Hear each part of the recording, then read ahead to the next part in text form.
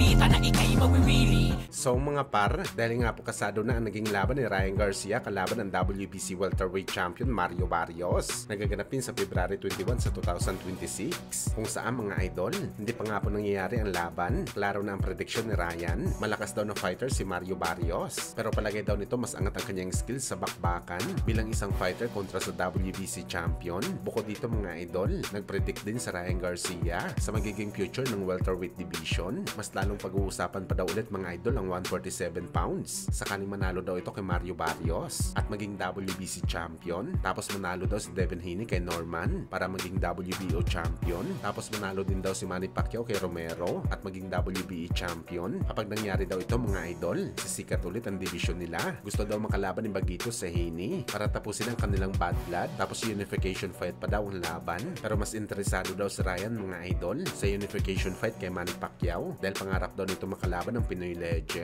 At kung hindi niya daw ito lalabanan mga idol, baka mawala na daw ng opportunity sa Ryan na makalaban ng icon kagaya ni Pacman dahil matandang fighter na ito. Mangyari ito na magharap-harap silang mga kampiyon.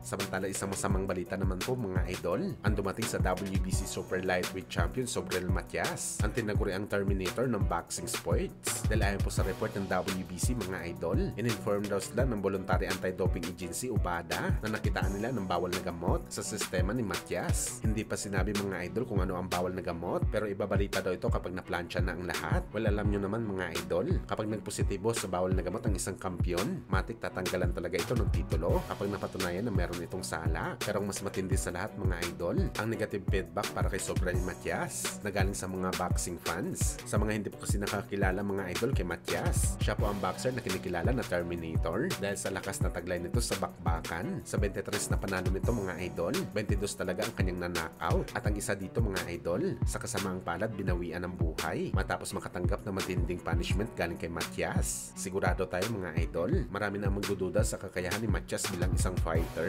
Hindi naman kasi ito mga idol kilala na magaling na fighter. Lakas lang talagang taglay nito mga idol sa bakbakan. Tapos ganito pa ang nangyari. Dagdag pa dito mga boss, posible din maban si Matias ng ilang taon, kagaya sa nangyari kay Ryan Garcia na naban ito ng isang taon matapos ito magpositibo sa drug test sa laban nito kay Haney Boy. Buti na lang talaga mga idol, hindi pa nangyari ang laban ni Matias kay Dalton Smith dahil mas malala na parusa mga idol kapag nangyari na ang bakbakan na kargado pala ang katawan ni Matias.